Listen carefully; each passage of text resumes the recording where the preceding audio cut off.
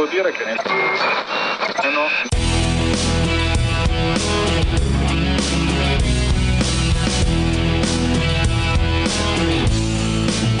Hey there, everyone, and welcome to the show. In today's show, I've got a couple of videos I just recently did, and I want to make them in audio format because I know a lot of you don't watch YouTube, and I can't say I blame you. With the way things are going these days, we're not allowed to have an opinion, anything controversial on YouTube, on social media in general. So because of that, with the podcast, I'm going to be doing a few different things. I'll be doing podcasts like this where I take videos I did and put them in audio format. I'll also be doing shows specifically for this podcast, sort of a long form, just me getting on the mic and talking about things and having opinion, talking about things that you're not allowed to talk about online these days.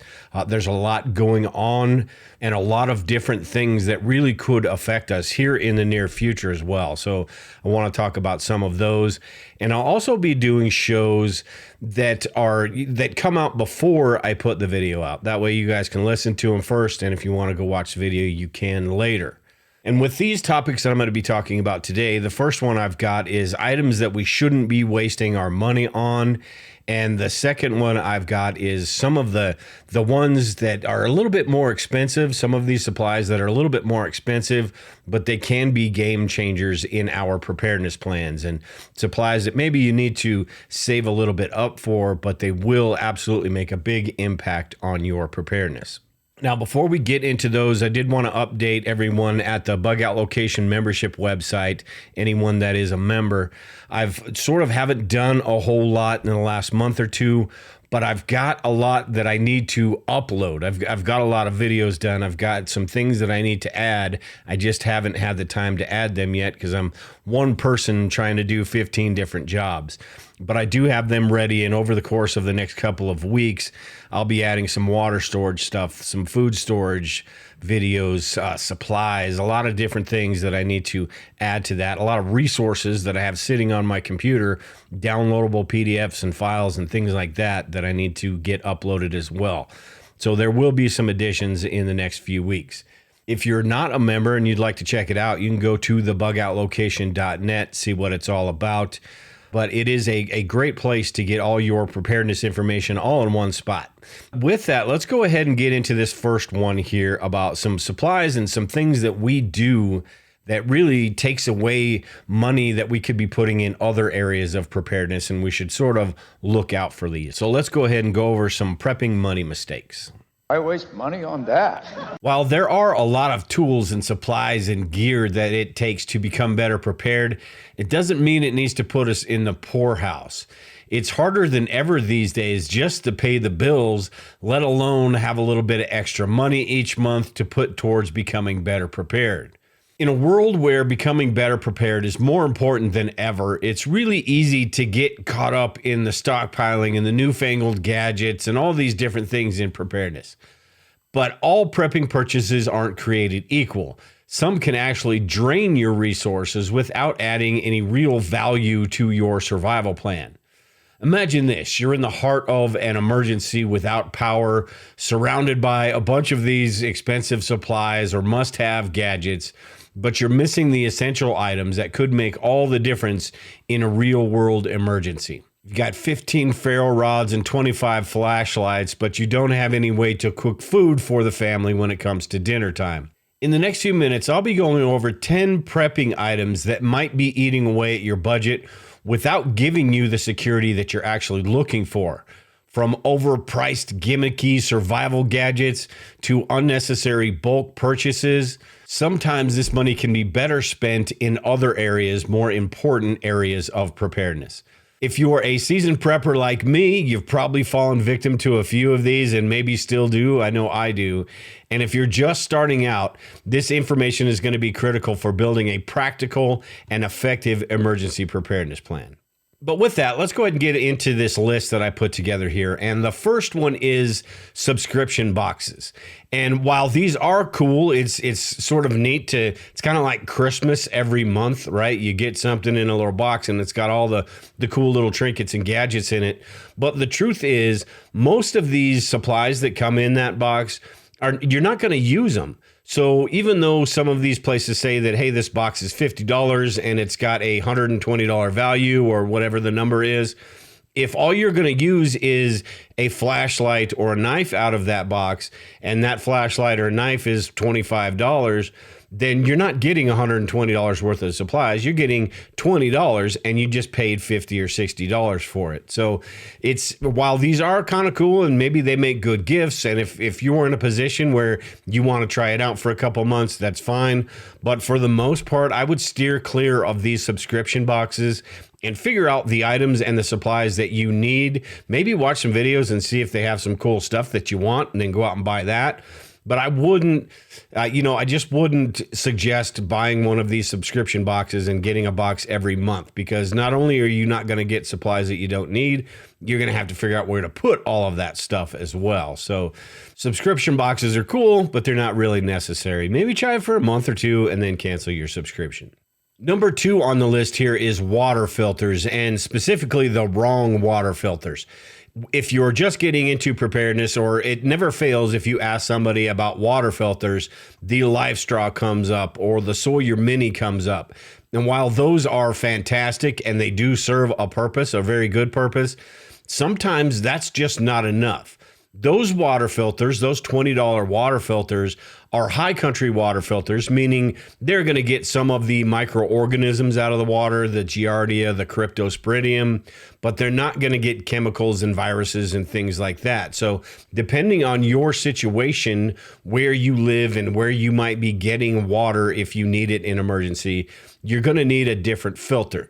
The big Berkeys, and there's a bunch of different filters that will filter out a lot of those other impurities that a $20 water filter will not filter out. So while they're great in a bug out bag and they're small, they're compact, they're lightweight, if they're not going to be useful if you live by a city park where there may be pesticides in the water, maybe that's not the right water filter for you, and you need to do a little bit more research. So get one or two of these. That's fine. They're $20. It's a good investment, but don't rely on them, and don't think they're going to work for every single situation that you are in. Number 3 I have here is too much of one thing. And we've all heard the saying, 3 is 1, 1 is none. But 350 is way too many. Now, I'll go into why you might want to do this here in a second, but there's really no reason to have 30 different ferro rods, or like me, I've got probably 50 different folding knives. Really not a reason to have all of those. Now, if you find a good deal or something like that, then sure, why not? It's sort of a why not situation. But don't go out and buy a whole bunch of one thing until you have everything else covered first. A lot of people will go out and buy 100 cans of canned food, different kinds of canned food. It makes them feel better about how prepared they are. But if you don't eat those foods, you can't open those cans, you're going to have problems down the line. Same thing goes with in preparedness. There are 100 different ways to get a fire started. And we probably have, I know I have stuff all over the place on different ways to start a fire. In reality, a Bic lighter is going to get the job done 99% of the time.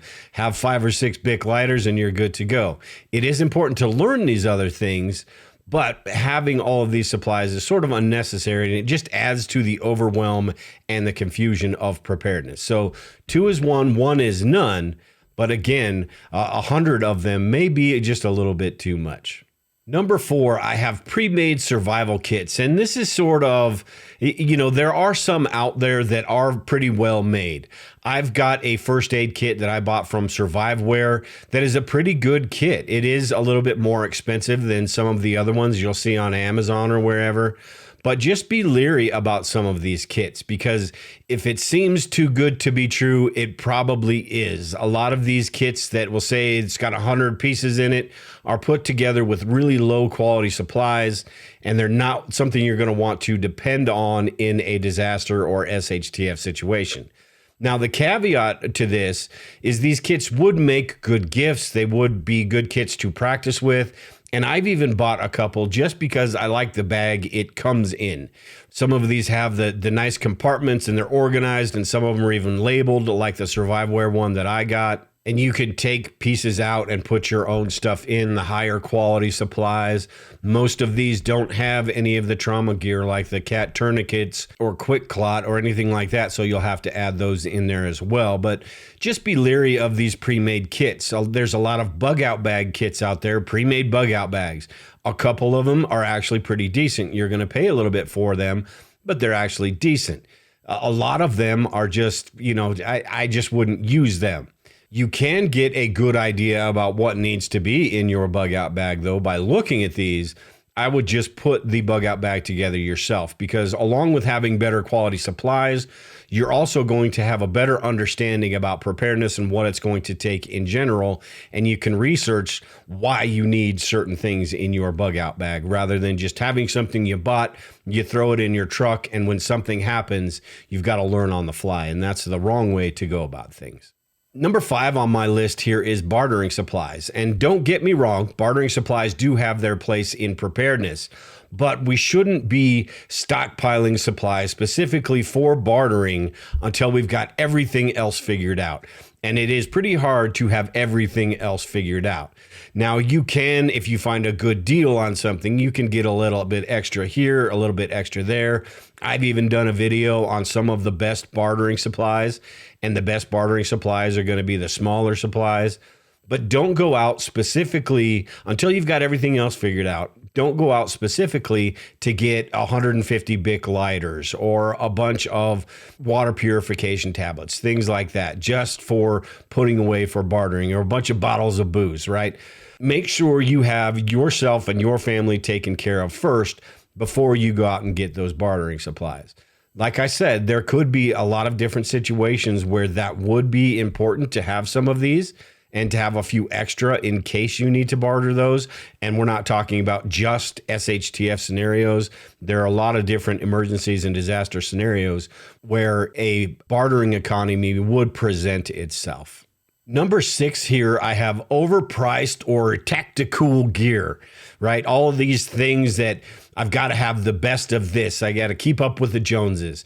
And while there are some things in preparedness you just do not want to skimp on, having the best water filter or having a nice quality bug out bag is important. It doesn't mean it needs to be a $300 bug out bag, or you need to put a full home reverse osmosis water filter system in your house. There are a lot of areas of preparedness that don't require these super expensive top of the line tools and gear. I mentioned bug out bags, and the odds are you get $100 backpack or something like that.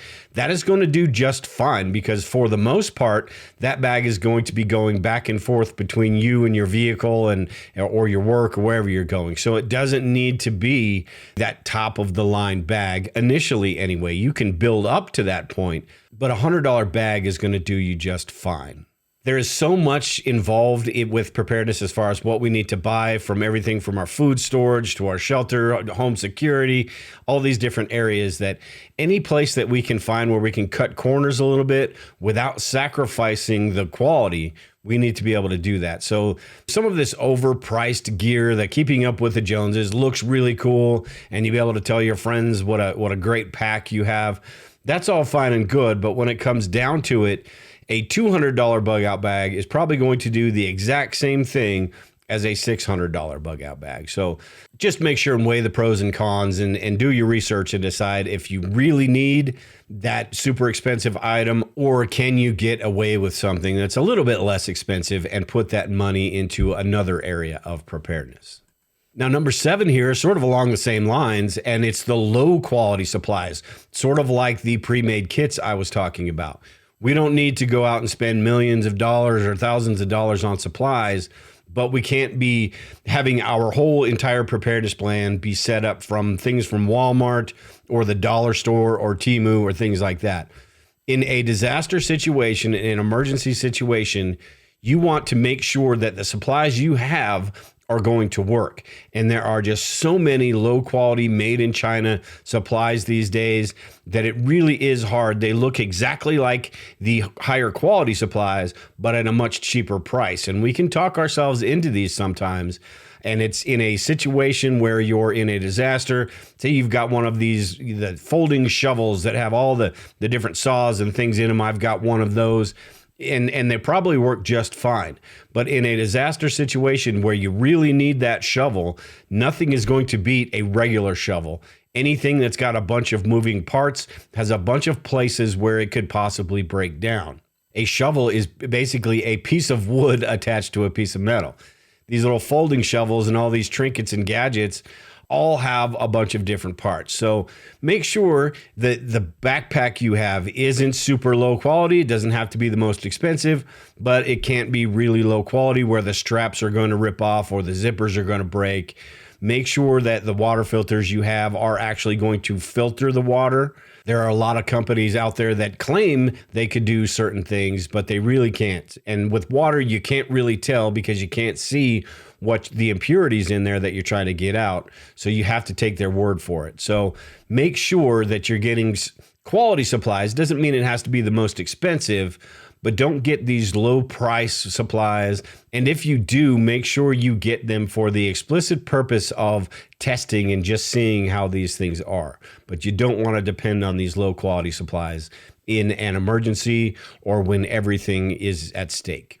Number 8 here I have, and I talked about this a little bit earlier, but it's canned food, buying too much canned food, and specifically canned food that you're not going to eat, whether that is because your family won't eat it, they don't like it, or because you've bought 50 cases of canned beans and there's no way you're going to use those before. Now, canned food, the expiration dates are, they'll go way far beyond what it says on the can. But at the same time, if you've got that many cans of beans or asparagus or whatever it is, and you don't use those 5 years down the line, you're going to have a lot of canned beans. So make sure you're paying attention to how much you have and how much you're going to use.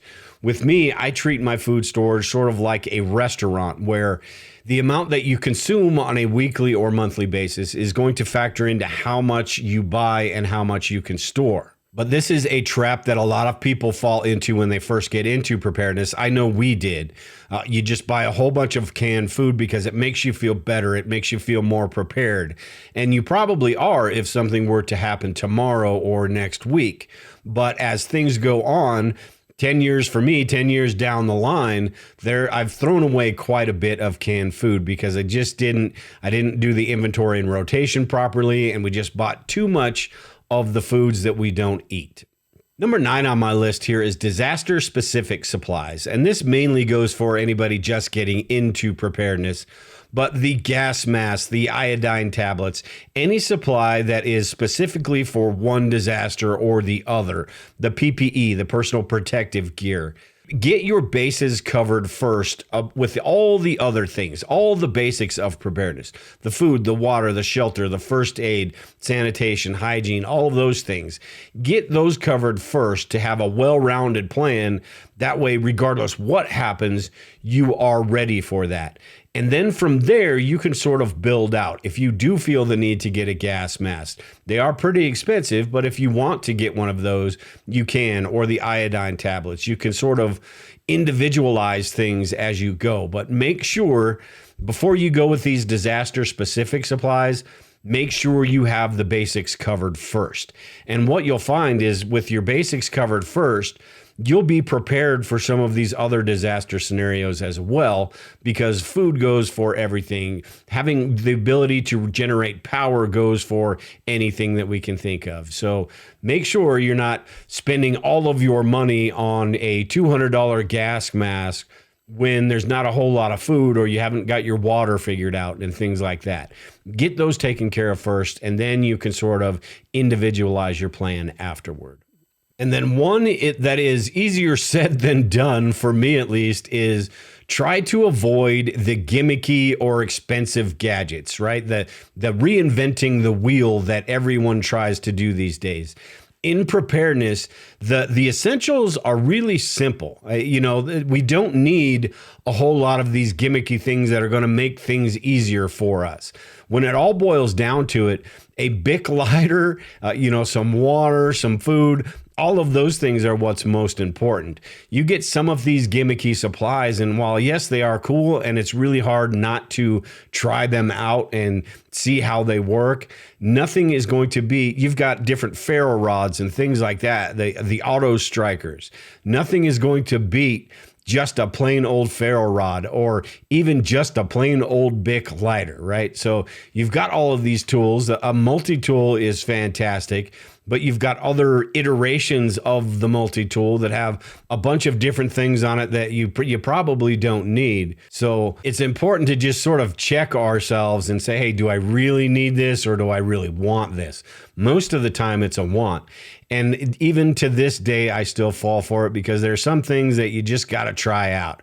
You just got to see how they're going to work. Some of them actually do make things a little bit easier, and you would decide to keep those. But some of them are just, like me, you've got limited storage space to begin with, and you get all these gadgets and all these things. Over time, all this stuff builds up, and you've got to figure out where to put it. And then you have the problem of once you need it, you can't remember where you put it. So get the basics covered first. Don't worry about these gimmicky gadgets and these expensive gadgets that are going to make life just so much easier for you. Get them if you want, but don't depend on them for a disaster or an emergency. The tried and true supplies are going to be the ones that are going to be the most reliable for the most situations.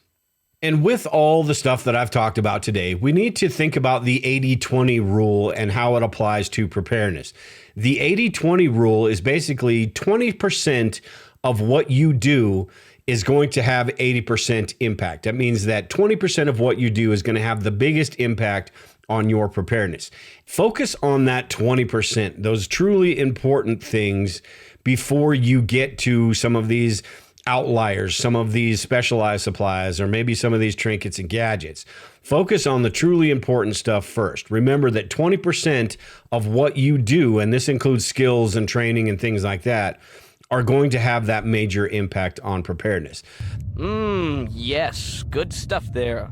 All right, so before we get into the next video, I wanted to rehash a little bit about that 80-20 rule, because that's something that I've really been trying to do lately with just things in my life in general and in preparedness as well. That 80-20 rule, 20% of what you do is going to have 80% of the results, really does apply to everything in life, not just preparedness. And that's kind of like what I'm trying to do with figuring out my YouTube and podcast and all that stuff. Trying to figure out what truly is going to have the biggest impact and focus more on those rather than the other stuff. And in preparedness, there are certain things that are truly important, and then there are a bunch of things that we can sort of talk ourselves into and make them seem important. But in the grand scheme of things, survival is really about the basics, right? Food, water, and shelter and things like that. All the other stuff is sort of, yes, there might be situations where it could help, but at the same time, your money might be better spent elsewhere. So, and with that, like I just mentioned earlier too, some of these high cost supplies, that's what this next one is going to be about. But these are some of those higher cost supplies, those game changing supplies that really will have a big impact on your preparedness. These ones you don't need to max out the credit cards or anything like that and go get these all today. But some of you may even have some of these already. But if you do get these, they really will make things so much easier in a disaster or SHTF situation. So with that, let's go ahead and get into the next one, which is these game-changing items, which I believe are game-changing items. I know that term gets used quite a bit, but these ones truly are those preparedness items that you're not going to regret making that purchase. So let's go ahead and get into that. It's a game changer. You've probably watched countless videos about essential prepping supplies or must-have survival gear, but today let's explore something a little bit different. Instead of rehashing these same old lists, let's dive into some of the best items you might not have considered yet, and ones that probably deserve a spot on your prepping wish list. These aren't just any supplies. These are the most convenient and reliable options out there. Now, a word of caution, these aren't the cheapest preparedness supplies available. And some of these might even put a little bit of a dent in your wallet, but trust me, they're worth every penny. Think of them as investments in your safety and your peace of mind. And remember, the world of preparedness offers a bunch of different choices, but these items that we're going to be talking about today, they're game changers. Not only will they make your life much easier during emergencies and disasters, but they're also practical for everyday use. So whether you're a seasoned prepper or you're just starting out, get ready to upgrade your survival toolbox significantly. These items might not be on everyone's radar, but they could make all the difference in the world when you need them the most. And the first one I've got here is a buddy heater. And outside of a fireplace or an energy-hungry space heater or blankets and extra clothing, there really aren't many emergency heating options available. And the buddy heater, outside of putting a transfer switch on your fuse box, is really the best option. The buddy heaters run on a 1-pound cylinder of propane, but you can also get an adapter to attach them to the larger canisters, the 20-pound canisters. And they also sell what's called a fuel keg, where you can refill these smaller canisters with the larger 20-pound tanks. Now, there are quite a few different options when it comes to a buddy heater. The one that I have is the 4,000 to 9,000 BTU, which is not the largest, but it's not the smallest either. These come with safety features, tip over safety features, so it shuts off if it tips over or if the pressure in the tank gets too large. So these are absolutely fantastic. Whether you're talking about a bug out situation inside your home, you're in one small room. I think the one that I have goes up to about 250 feet. Or a tent out camping, a garage, a lot of different places where these would be useful. And there's not really a whole lot of options when it comes to indoor heat. The next one on my list is an Iwatani butane stove. And there are a few different butane stoves out on the market, but the Iwatani is the top of the line stove. And that's because of the quality construction of this stove and how efficiently it burns the fuel. This one is rated for indoor use. Some of them, like the gas ones, may not be specifically rated for indoor use because they don't burn the fuel as efficiently as an Iwatani. That doesn't mean that you can absolutely not use them indoors. It just means you need to be a little bit more cautious, have some ventilation maybe, and a carbon monoxide tester available. You should probably also have that with the Iwatani as well. But we've used this one many times indoors to make s'mores, to cook things. It's just a really good stove. But indoor cooking is really important. And I've done a video in the past about the different options that you have. So while this isn't the only solution, it really is, I think, the best solution. As far as if you need to boil water, you've got freeze-dried food. If you need to cook meat or different things like that, and you don't want to be outside giving off cooking smells, this is a fantastic option. Or if it's just really too cold to go outside, an Iwatani butane stove or a gas one butane stove is really a good option. Okay, so the next one I've got is the Predator generators that you can get from Harbor Freight. And these are generator inverters, meaning they are super quiet. Now, you do have other options. The Honda is a very popular one, but the Honda, those generators come at almost double the price and sometimes even more. The generator that I have is a 3500, which is a sort of a middle of the road inverter generator, but it is the right size for the power needs that I'm going to need it for. These generators are much quieter than the typical gasoline generators. These Predators put out between 50 and 70 decibels, depending on how close you are, and even less than that further away.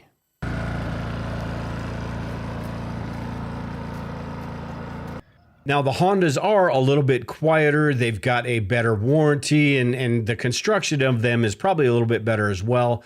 But these Predators have such good reviews online and from people in the RV world that I had to go get one and try it out. And I'm absolutely in love with it. I've only had it for a short period of time, but the generator is fantastic. And they're super easy to use, super easy to start up. And like I said, in an emergency situation where having something quiet, you don't want people around you to know that you have access to power. this one of these super quiet generators is going to fit the bill.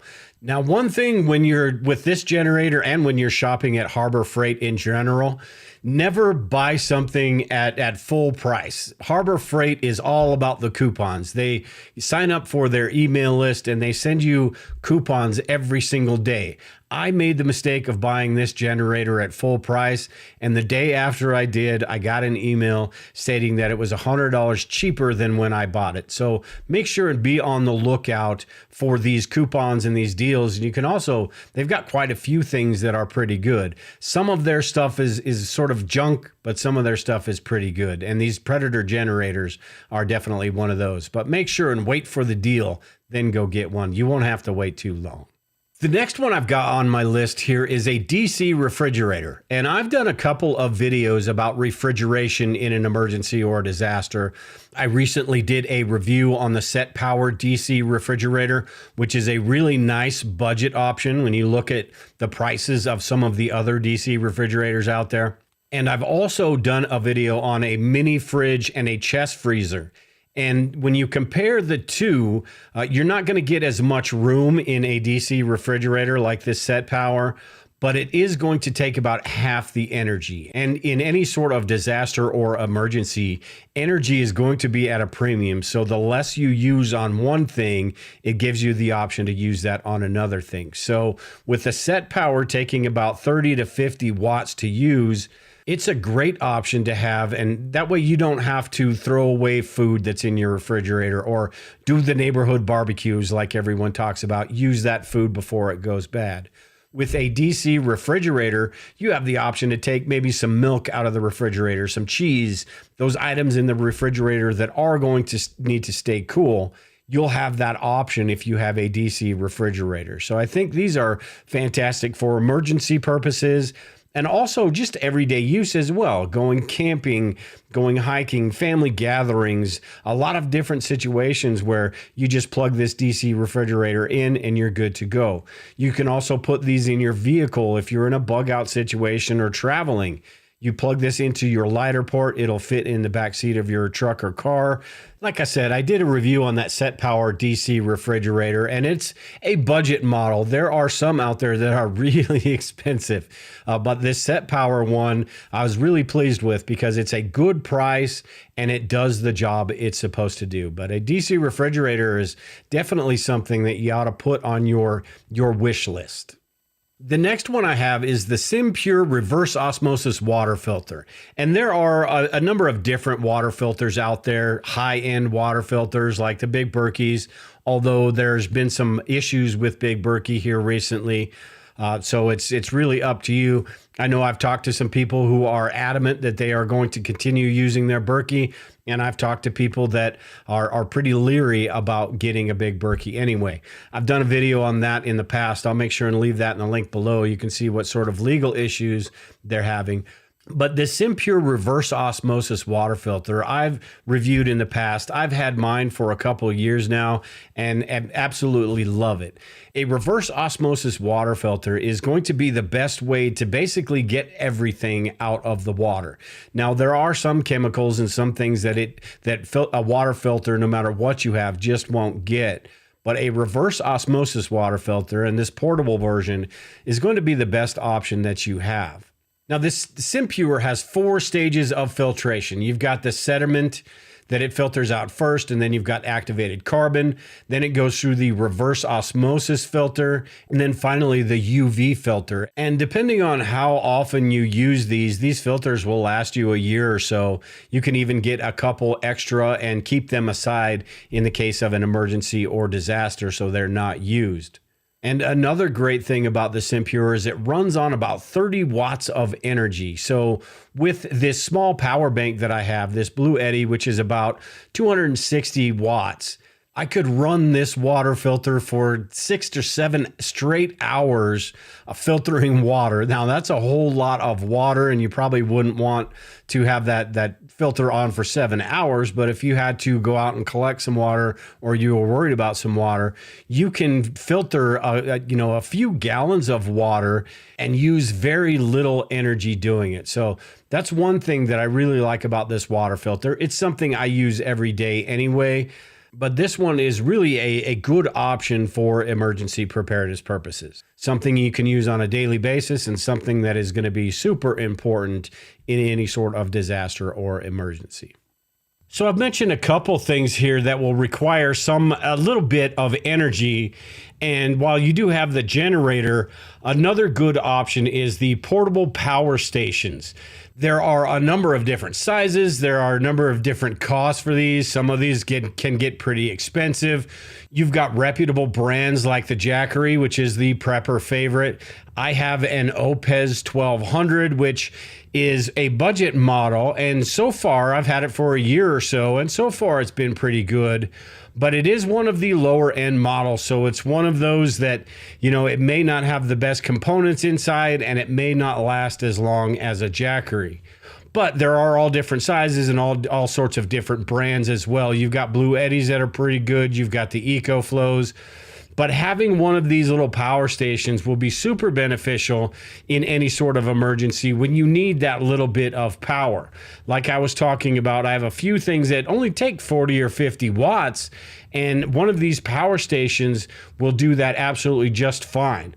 Another advantage to these, if you have the ability to recharge them with solar, most of these accept solar, you can plug them into the wall and keep them charged up, but they are completely silent. So even though that Predator generator I talked about earlier is only about 50, 60 decibels, these are 0 decibels. So these are going to be absolutely silent.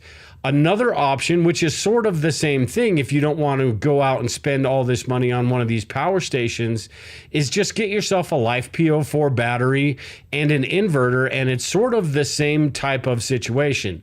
I just recently did a video where I put together a battery box. I made my own Jackery basically for probably half the cost of what a Jackery would cost. And the good thing about the battery banks and the LiFePO4 batteries is exactly what you're getting. If you buy a cheap battery, you've got a cheap battery. If you buy a really expensive battery, you've got a nice good battery that's going to last through quite a bit of stuff. So the same goes for these power stations, but I think having this means of energy to power some of the smaller things around the home in a disaster or emergency is really important. And a 100 amp hour LiFePO4 battery or a 1200 watt power station, something around that range, will do the trick. Now you can get all the way up into the kilowatts with these power stations. It really just depends on how much you want to spend. But I do consider these little portable power stations, at least one of them, an essential prepping supply.